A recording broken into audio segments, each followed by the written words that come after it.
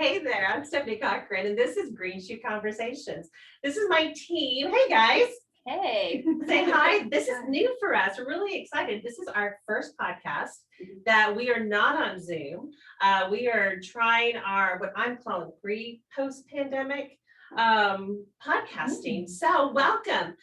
You're kind of jumping in probably mid-conversation with us. And so we just kind of wanted to record and share. But today, this is all of us. And so we kind of wanted to take a minute and just talk about our team and share some things. We also have an awesome new member to our team that you guys have not met. This is Miss Roberta Heath. And we are indoctrinating her into our podcast time. And if you're not familiar with Amanda Newland, you know, we drag her in here every once in a while to our podcast. So she is I'm on the end, so I can get in and out. In and out. I should have said where you are. No. Yeah, we'll get to edit this later, so I'm sure you'll Crop this out. take care of this.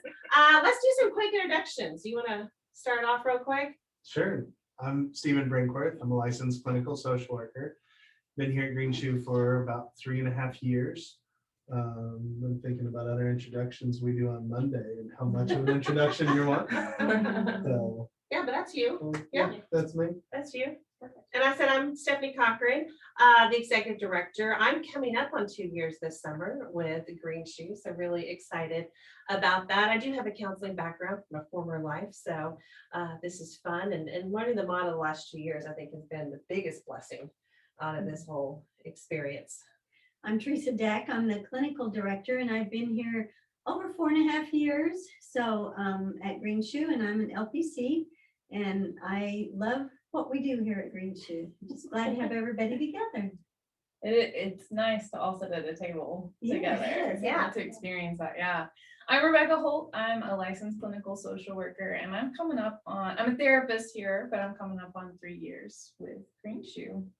Let's skip Roberta, because I'm coming right back to her. You already introduced me. Yeah, we're good. I'm Amanda Newland. I'm the social media and marketing director here at Green Shoe, and these guys make my job very easy because they're amazing. So yeah, you're welcome. Oh, and I've been here for 1.5 years ish. Yeah. So I'm not the baby anymore. All right, Miss Roberta, tell us a little bit about yourself. I'm Roberta Heath. I am an LMFT. I've been here going on 2 months. I think next week will be my 2-month mark. I'm really excited to be here, learning a lot. That is awesome. And you bring a lot of different experiences with you into Green Shoe, which is kind of exciting. That's what's so neat about this team. You notice everybody's kind of got a little bit different background, different licensures and everything, so it's kind of fun to bring in all of our different personalities. So I'm gonna ask you some questions too.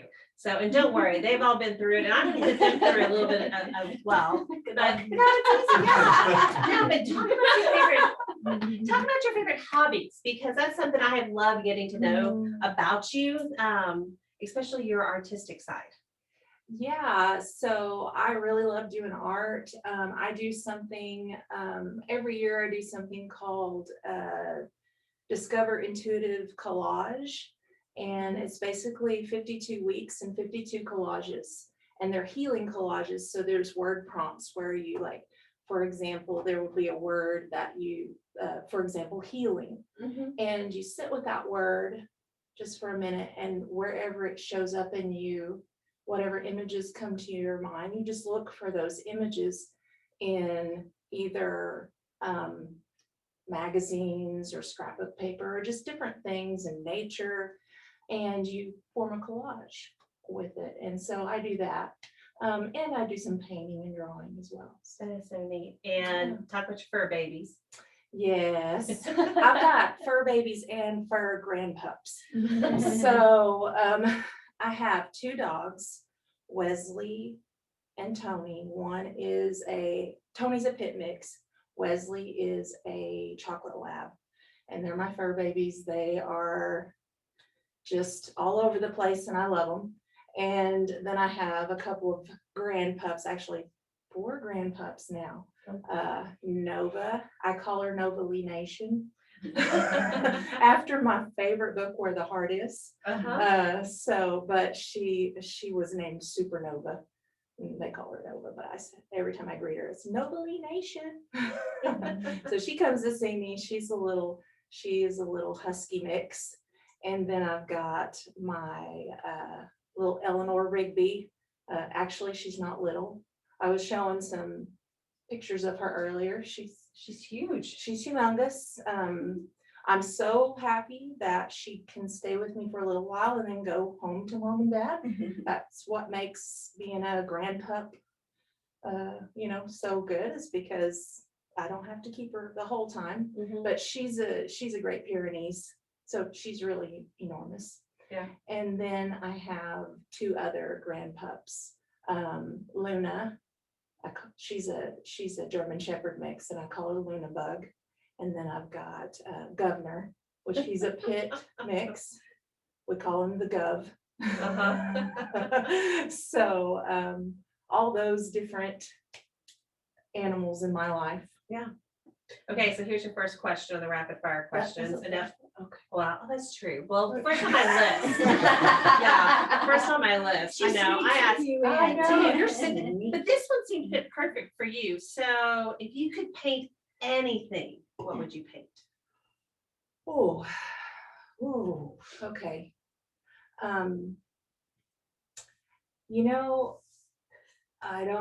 That's a hard question, but what comes to mind is the Grand Canyon. Good one. Yeah. At sunset. Yeah.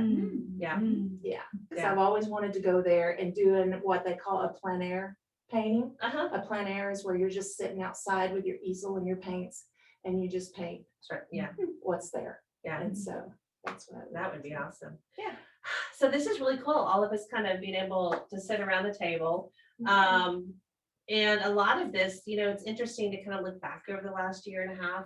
And the podcast actually came out of our staying at home and pandemic. And when was our first podcast, Amanda? Geez. Are we I think coming it up on a was- year? We're past a year. Okay. Yeah, so I think it started, I want to say March, April last year. Yeah. Yeah.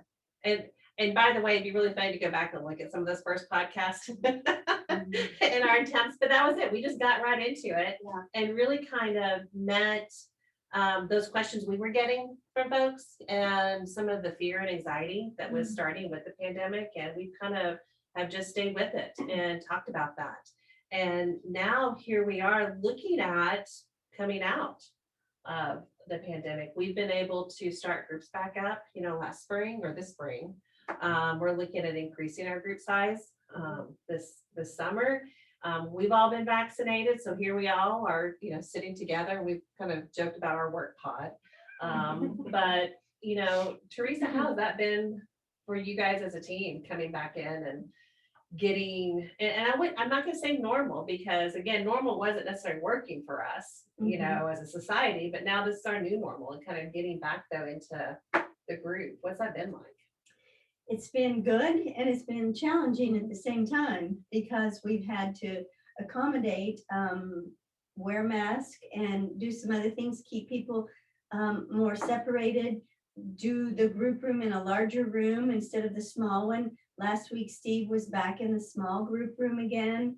And so we've been all so excited to get back into the group and watching people heal. So that's been the good part about it. And it's been challenging. And I just said today at lunch, I think it's going to be the less of a challenge going back to the small room than it was out to the enormous room, just because it felt so safe and secure in that little group room. Sure. And so it's been good since we've been back, and just again challenging, and individuals coming in. I think their stress level has all been higher. Yeah. And so I think we've seen higher acuity of things and of symptoms and behaviors. And so, but then again too, I think we've seen greater transformations maybe too. And so that's been cool. Sure. And I think that's one thing that I've noticed that hasn't changed is the fact that people have still been able to come in, and the transformations has been so neat watching that, despite all of the fear, the anxiety, the concerns, our daily health screenings and temperature checks and mask and what kind of mask do we wear? You know, so many questions that we got into, yet people still came in and did their work. And it's been really neat to watch that. It has been, yes. Yeah. For the rest of you guys, what other changes do you think you saw come out of this last year as we're going into this post-pandemic? I might go. Okay, I'm going. We're going. Well, I think for me and the way on Monday we share a little bit of what we do to take ourselves out of reality. And for me, it's been being busy for so long. And I think there's been such a slowing down this past year for me that has been hard in some ways, but incredibly helpful. It feels like we've been getting so busy now that things are transitioning pre-post COVID. Yeah. I love that. Yeah. But it feels like things are, and I even told my husband, I was like, we gotta slow down. This is too much. I like it being slow and having such intentional time with people, being so thankful. And so for me, that's been one thing that this past year, and I see that in groups too. It's like our intentions are, slowing down a little bit. And I don't know, that's just. Yeah, I had thought about that till you just said that, I'm more aware when things start to speed up Yeah. to say, well, nope, back, trying to slow down, because I enjoyed that time with family and friends. And I even enjoyed some of that time with us that we had. And so it's good for me to recognize when they kind of life gets too fast again to stop and take that breath. Paying attention on purpose. That's how we started out a year ago, over a year ago. So yes, just, being present. So, and that's what we before, but that's what our groups and to help the participants see is paying attention to themselves. And it's just been magnified in COVID. That's what we need to do. Yeah. What is this isolation doing to me? And where do I notice it in my body? Right. So, Tell me one thing that's on your bucket list. You just throw these out there. I do, they're fun. To meet an astronaut. Okay, I love that. We actually can make that happen. So What? Hey, do you get that down? No? Okay. We're on it. Call our astronaut friend. Call our astronaut friend. Did y'all hear that there's a 19-year-old young woman who has now officially passed all of her pre-astronaut tests? Now she's going into the space program. That is so exciting to hear that. 19 years old, young lady. Yeah. Yep. It's gonna go up there. Go to Mars. Yeah, she'll be on the Mars program. That's so cool. Wow. So speaking of Mars, I actually have a question about that. Okay, Okay. What would you do on Mars? hope to breathe. I knew you were gonna say that. We're assuming you have some kind of. I would like to say that we're in a breathable environment. yeah. That given all the red clay, it might be nice to harvest some red clay and throw some pots. Oh, nice. Mars pots. But Mars we've got a pots. lot of red clay right near Uh-huh, us, we do. and I have not harvested any of that to try and throw yet. But it's I- not Mars clay. No, it's not Mars So- clay. That'd be kind of fun Yeah. to make something out of Mars clay. Pottery on Mars. Be interesting. That's cool. That's a book title. Yeah. Pottery on Mars. All right, Teresa, what is your favorite item in the kitchen? Oh, what are you laughing at? Oh, because I'd have a hard time picking. I know. I know, I'm asking the one. That's why I did that. Just Okay. one favorite item. It's like Mm. asking you about your favorite child. Probably a mixer, just because I make so many cakes and bread dough and I need that mixer, that electric mixer, that big mixer. So probably a mixer. KitchenAid mixer. Mhm. Yeah. I thought you were gonna say sugar. I didn't say ingredients. I didn't say sugar That's ingredients. okay. That Yes, would be sugar. my favorite Yeah. I'm gonna cook sugar. Sugar. and cinnamon. All right, Amanda, who is your favorite villain and why? Oh, A villain? Well, it actually says like princess, but I marked it out. Favorite villain? I don't know. I don't know. I have a favorite villain. I don't think I have a. I like Bellatrix. Oh, Like yes. she's probably like actually my favorite Harry Potter character, Mhm. just because I love who played her Yes. and just she embodied it so well. So Mhm. probably Bellatrix. Well, on Harry Potter, you're gonna get a second question then, Okay. because you're probably one of the only few, well, I don't know, Roberta. I may ask you the same one. I'll let you think about this. What is your favorite flavor Mhm. of Bertie Bott's ever flavored beans? I've never tried this. But you know what I'm talking about. Yeah, but Okay. I don't know. You never tried it. Bertie Bott's No. beans Mm-mm. from Harry Potter that had all the interesting flavors. We actually got some one time. Okay. Yeah, And we didn't. Do I will that, tell you but- right now, they're the most disgusting things. Because if it says that it's dirt flavored, it really tastes like dirt. And there was like earwax flavor. There's liver. Yes. There's Yes. Oh, And they yeah. have some sweet flavors too, but it's always weird. Yeah, flavors. No, we didn't try any of that. We Yeah. did do the butter beer, Yes. and that was very sweet. But mom and But- boys, we had to get them, and they all tried them and wanted me to try them. Yeah. But they really did taste like dirt. Hmm. Mm. Mhm. Appetizing. With all that, one of the other really cool things I think that came out of the pandemic for us has been the parenting class Mhm. that we have done. And we have another one tonight that I'm really, really excited about. But really helping parents kind of connect how they were parented and connecting that does help in or affect how they parent and look at some of those patterns. It's been really interesting watching people connect those dots in just a short time, just a short class. Mhm. It is. And we've had everyone that has little ones to older ones, grandparents have been on, those classes. And that's something that we want to continue to do, and offering those throughout the year. So we want to encourage people to make sure they do that. And then something really kind of cool for you too, Rebecca and Amanda, to talk about is y'all started a new social media Yes. campaign on platforms. So y'all talk about Yeah. what Well, your project is. I want to know your view on this. You No, first.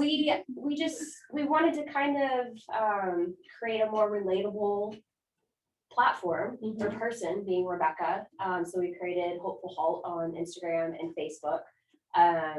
Full disclosure, I do think Tanya has taken over Instagram, so it might be the Tanya Tucker show like this next week going forward. But no, it's just been great to have like Rebecca's thoughts on mental health, what we do, the model, wellness, and then just fun things, around Oklahoma City, but keeping self-care kind of at the focal point, I guess. But yeah, it's been good. We've gotten good feedback, but we haven't done like a hard launch with it yet, so we're still working on it, but it's been fun. Yeah. It's been really fun. I think one of the things that, has happened over time, but especially over the past year, is connecting with people on social media. mhm. And so it's so cool because as a therapist, like sharing thoughts or books or pictures or people or social media is such a cool way to do that. I don't know how to do what Amanda does. She's a beautiful social media marketing director. The things you do are incredible. Thank you. And so she's designed this and organized it in a way that I love that we're able to reach out to people that are interested in Green Chew and have familiarity. I think whether you've been through or you're coming through or, Right. And so it's been really neat to collaborate with her on those things. So, But Yeah, and one of the things though that we talked about this last year on a couple of podcasts was how the influence of social media. And I think we did see a lot of the ugliness of social media come out through the pandemic. yeah. And that was when we wanted to step up and kind of not be that. And I know you kind of came on, Amanda, and talked to people a lot about how to make yourself purge your social media. Purge it was your word. Yes. But that's not just about taking things away, but just to put positive things in there. And we wanted to be, that positive light. And Yeah. like you said, I think you've done an amazing job of showing people who Rebecca is, but also in her authenticity and how that is who we all are. And trying to be that light through social media. Yeah. And finding there's so many other great platforms and people that are doing that, speaking to that Mhm. and helping people kind of navigate to those Yeah. resources. No, I think it's great. I do love kind of sitting back on some of it though, because we have had a few people like message you. And I love seeing like your responses because they're so authentic and so nice. And people are like, oh, okay, that sounds great. Or sure, I'll call the office, you know. So it's been really, really great to have Mhm. her want to be a part of it and put up with all of my crazy ideas. I Give love her it. insane deadlines. So it's been awesome. Well, and she's a real person because there Yes. is a lot of stuff out there that looks great, but it's not real people. I mean, like you said, when Yeah. you reach out, you really are reaching out to Rebecca. Yeah. When you call, you really get us on the phone. Yes. And so that's who we are. Yeah. Tanya, absolutely. she keeps checking for messages from her fans. She does. We haven't seen any yet, so Yeah. I pass them on if I get any. Yeah, the more treats that girl gets, the happier she is. So We're gonna put a treat button somewhere in that Yes. social media. Yes. I Yeah. know, donate Tanya. treats. Yeah, for Tanya. Mhm. And this last month has been super fun with really pushing mental health awareness because we talked a lot about our model, what we do, but I know for all of us, you know, what comes from our heart is really breaking that stigma. Is we have to talk about mental health and we have to have open conversations, and especially now we're hearing from so many people that are in pain and experiencing life difficulties, and so but that's been really fun to be involved in that. Not just in social media, but in different activities and different things. We have some exciting news coming later this week about our self-care bingo winner. So I haven't even told you guys, you're gonna love who our winner was. It was so fun to do that. But now June, we're into June. We're shifting gears because June is Men's Health Month. And so we're taking a real strong focus on men's mental health. And you've written an awesome blog, Steve, that I really want people to go read, but kind of tell us a little bit about, you know, your voice and what you were saying. So with the blog, and we've highlighted the book again this Yes. month. Mhm. There's a book that I read during quarantine that we had a previous participant share. We'd take a break from group and he'd grab this book and open it up. Oh my gosh, you've got to look at this. You've got to check this out. For men's mental health, there is so little for myself that I've seen that has felt directed in a healthy way towards guys. There's been language that's kind of, this is what humans go through. And then with self-help groups, I haven't seen a lot that have been specifically for men. And so this book was one, it's called I Don't Want to Talk About It, which is fitting. The longer title is I Don't Want to Talk About It, Overcoming the Secret Legacy of Male Depression. And so it talks a lot about the covert and overt aspects of depression that men face and deal with, and how some of the familial and social patterns that we grow up with influence the ways that we continue to sometimes limit our voice, hide behind patterns that are socially or familially rewarded that may mask some of the difficult emotions that we have. And so really kind of highlighting the importance of being able to help give guys a voice to talk about what's going on internally, what's happening, what's coming up for us. And so it's something you hear each of us talk about throughout the podcasts, throughout the week, to really tune into ourselves. And sometimes as guys, if we've been given messages about what it means to be strong, what it means to be healthy, what it means to be a man, those are not always messages that are healthy. And so looking to find balance and healing, and to really get in touch truly with our own reality, what our thoughts are, what our feelings are, and look at how, for me, being here the last 3.5 years, looking at how this parallels the work that we do at Green Shoe, and how important that is to tap into the reality that we create for ourselves, and how some of those messages we got in childhood and in our communities and in important places for us growing up have really influenced those patterns to either continue or to get worse or to stop. And so Yeah, a lot of different aspects. and I'm excited. We're gonna have some guests in Mhm. and have some conversations with some other guys. Mhm. And talk about all kinds of issues, related to men's health, men's mental health, men's addictions and everything. So I'm kind of excited on how those conversations go. Me too.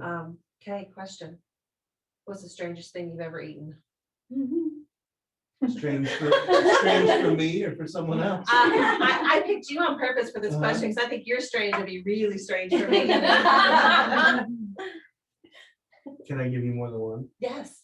So there are two that almost come to mind at the same time. One is uni, which is Oh, okay. sushi, and it is a sea urchin.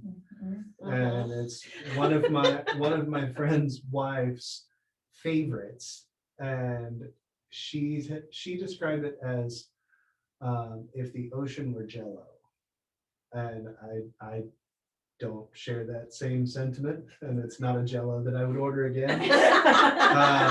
The other was I got invited to a party with several people that were from an African country, and I don't remember which one at the moment, but they roasted a goat.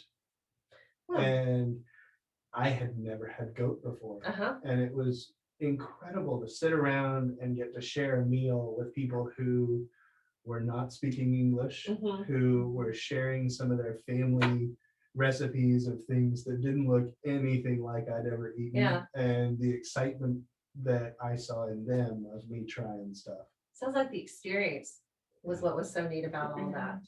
I've had goat, so I can go along with that. Yeah. In fourth grade, I was not a part of this prank, but there were some kids in my class that decided to go out to the playground and get a crawdad and put it in Miss Crockett's tea. She always had a big old tea glass. And she proceeded to drink that glass of tea, and all of a sudden screams, and there's the crawdad in it. And so the next day, as a lesson to all of us, she brought chocolate covered crickets that we had to eat. Now, they weren't real chocolate, but we thought they were. And so if you've ever had those little fried Chinese noodles dipped in chocolate, the crunch, we really thought, yeah, we really thought. So it was the funniest thing. But anyway, so I promise I did not put that crawdad in your glass of tea, Miss Crockett.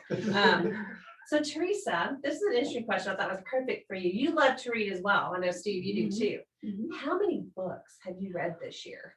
Oh, this year.